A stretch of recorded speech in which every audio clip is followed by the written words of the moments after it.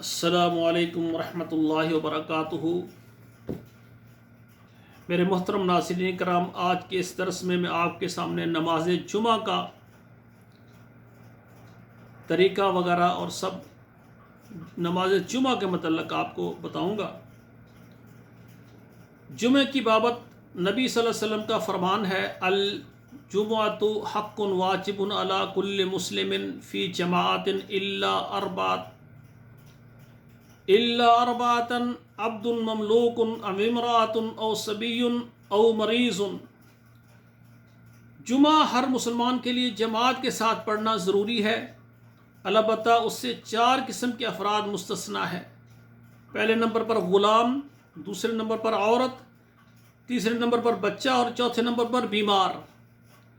یہ اگر جمعے کے لیے مسجد میں نہ آئیں، گھر میں جمعہ پڑھ لیں، ان کو رخصت ہے۔ اس کے علاوہ کوئی بندہ وہ جمعہ ہو تو وہ مسجد میں جمعہ پڑھے، گھر نہیں رہ سکتا۔ تو سامعین کرام، اکثر لوگ پتہ کیا کرتے ہیں، گھروں میں انتظار کرتے رہتے ہیں اور جمعے کی نماز میں شامل ہوتے ہیں، خطبہ نہیں سنتے۔ تو بھائیو، خطیب کو یہ ہدایت دی گئی ہے شریعت میں کہ وہ اپنا خطبہ چھوٹا اور نماز کو لمبی کرے۔ خطبہ مختصر، اور یعنی حدیث میں یہ آتا ہے، مختصر خطبے کو خطیب کی سمجھداری کی علامت بتایا گیا ہے کہ جو سمجھدار خطیب ہے اس کا خطبہ چھوٹا ہوگا، نماز اس کی لمبی ہوگی۔ تو مختصر خطبہ اس لیے کہ سب بھائی جو ہے، اکثر مساجد میں 1-1 1.5 گھنٹے کے خطبے ہوتے ہیں، لوگ کہتے ہیں چلو گھر میں آرام کرتے ہیں، نماز میں شامل ہو جائیں گے۔ تو خطیب کو بھی چاہیے کہ مختصر خطبہ رکھے، اور محلے والوں کو چاہیے کہ وہ اذان سے پہلے مسجد میں حاضر ہوں۔ اور جو جمعے کی نماز ہوتی ہے یہ 2 رکعت ہوتی ہے، 2 فرض ہوتے ہیں اس کے۔ ان طول صلاة الرجل وقصر خطبته بینۃ من فقهه فاطیلوا الصلاة واقصروا الخطبة۔ آدمی کا لمبی نماز پڑھنا اور خطبہ مختصر دینا اس کی سمجھداری کی علامت ہے، اس لیے نماز لمبی پڑھو اور خطبہ مختصر دو۔ تو میرے بھائیوں، یہ جمعے والے دن جمعے کی جو نماز یہ 2 رکعت ہے، ویسے ظہر کی نماز 4 رکعت ہے۔ اب 2 تو یہ فرض ہو گئے، اور جو 2 ان کے برابر خطبہ ہے، تو اس لیے خطبے میں حاضر ہونا بھی ضروری ہے، نماز میں حاضر ہونا بھی ضروری ہے۔ اگر آپ جمعے کو پانا چاہتے ہیں، آپ نماز سے پہلے آئیں اور خطبہ جمعہ میں حاضر ہوں اور نماز ساتھ پڑھیں، تو میرے بھائیوں، خطبہ جمعہ میں حاضر ہونا یہ ضروری امر ہے۔ اس کے معاملے میں کچھ احادیث آپ کے سامنے رکھوں گا۔ رسول اللہ صلی اللہ علیہ وآلہ وسلم نے فرمایا ہے، من ترک 3 جمع تہاونا بها طبع اللہ علی قلبہ۔ جو شخص 3 جمعے سستی کی وجہ سے چھوڑ دیتا ہے، اللہ اس کے دل پر مہر لگا دیتا ہے۔ بھائیو، میرے لیے بھی دعا کریں، آپ بھی جمعے سے ہم پیچھے نہ رہیں۔ ایک دوسری روایت میں رسول اللہ نے فرمایا، لَيَنْتَهِيَنَّ أَقْوَامٌ عَنْ وَدِهِمُ الْجُمُعَاتِ أَوْ لَيَخْتِمَنَّ اللَّهُ عَلَىٰ قُلُوبِهِمْ ثُمَّ لَيَكُونُنَّ مِنَ الْغَافِلِينَ۔ لوگ جمعہ چھوڑنے سے باز آ جائیں، یا پھر اللہ تعالیٰ ان کے دلوں پر مہر لگا دے گا، پھر وہ غافلوں میں سے ہو جائیں گے۔ یہ دیکھیں رسول اللہ کے فرامین۔ اور تیسری حدیث آپ سماعت فرمائیں، لَقَدْ حَمَمْتُ أَنْ آمُرَ رَجُلًا يُصَلِّي بِالنَّاسِ ثُمَّ أُحَرِّقَ عَلَىٰ رِجَالٍ يَتَخَلَّفُونَ عَنِ الْجُمُعَةِ بُيُوتَهُمْ۔ رسول اللہ نے فرمایا کہ جمعے کی نماز کا ٹائم ہونا، میں کسی آدمی کی ڈیوٹی لگاؤں، وہ نماز پڑھائے، اور میں جو حاضر نہیں ہوئے جمعے میں ان کے گھروں کو جلا دوں۔ دیکھیے کتنی وعید ہے، مسجد میں خطبہ ہو رہا اور ہم گھر میں سو رہے ہوں۔ اللہ مجھے اور آپ کو سب کو خطبہ جمعہ میں حاضر ہونے کی توفیق عطا فرمائے۔ سامعین کرام، ایک بہت بڑی بات آپ کے ساتھ شیئر کرنے لگا ہوں۔ قرآن مجید میں اللہ ذوالجلال نے فرمایا یا ایھا الذین آمنوا اذا نودی للصلاۃ من یوم الجمعۃ فاسعوا الی ذکر اللہ وذروا البیع۔ یا ایھا الذین آمنوا، اے ایمان والو، اذا نودی للصلاۃ، جب بلایا جائے نماز کے لیے، وہ اذان ہوتی ہے نا کس کے لیے؟ خطبہ جمعہ کے لیے، می یوم الجمعہ، جمعہ کے لیے، فاسعوا الی ذکر اللہ، تو دوڑ کر اللہ کے ذکر کی طرف آؤ، وذروا البیع، اور تجارت کو چھوڑ دو۔ اب میرے بھائیو، یہاں پر ایک میں ہمارے جو علماء کرام ہیں، خطبہ ہیں، خطیب حضرات ہیں، ان کے لیے ایک میں یہ یہاں نوٹ عرض کرنے لگا ہوں، تو کوئی میرا بھائی ناراض نہ ہو، حق بات جو ہے نا وہ بتانا ہمارا فرض ہے۔ جب علماء سیدھے راستے پر نہ چلیں تو پھر لوگ، وہ جو نمازی، وہ کیسے چلیں گے؟ اب یہاں دیکھیں، وذر البیع، جب اذان ہو جائے جمعے کی تو تجارت، کاروبار چھوڑ دو۔ اب کاروبار حرام ہو گیا ہے۔ نماز سے، جمعے کی نماز سے فارغ ہو کر پھر آپ کاروبار کر سکتے ہیں۔ یعنی جب خطیب خطبہ دیتا ہے اس سے پہلے اذان ہوتی ہے، اذان سے لے کر نماز سے فارغ ہونے تک، اس وقت میں جمعے والے دن تجارت، خرید و فروخت، کاروبار، یہ حرام ہے۔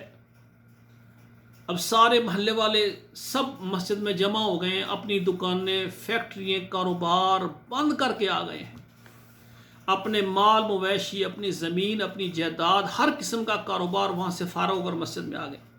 اب جتنے نمازی ہیں ان کا کاروبار بند ہے، ایک بندہ ایسا ہے کہ اس کا کاروبار ابھی ہو رہا ہے۔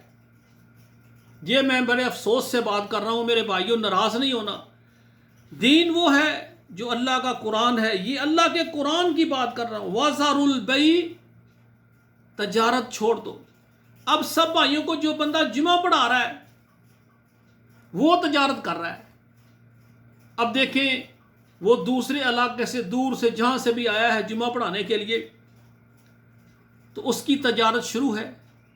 وہ مہینے کے 4 جمعے پڑھاتا ہے یا 5 جمعے، 50-60 ہزار لیتا ہے، 20,000 30,000 لیتا ہے، تو یہ کس کے لیتا ہے؟ یہ تجارت نہیں ہے؟ ہاں، اگر کوئی خطیب آدمی جمعہ پڑھانے کے لیے آتا ہے، ٹھیک ہے، وہ اس کا آنے جانے کا آپ اس کو کرایہ دے دیتے ہیں، تو یہ تو تجارت تو نہیں ہے نا، یہ تو آنے جانے کا کرایہ ہے نا۔ تو یہ ایک الگ بات ہے کہ اس کو جانے آنے کا آپ کرایہ صرف دے دیں، لیکن آپ مہینے کا 50-50 ہزار صرف 5 گھنٹوں یا 4 گھنٹوں کا دیں۔ اب مولوی صاحب 4 گھنٹے یا 5 لگا کر جیب میں جب 50 ہزار ڈالے گا تو اس کو یہ تو شرم آنی چاہیے۔ استغفر اللہ، استغفر اللہ۔ سب نمازیوں نے کاروبار بند کر دیا۔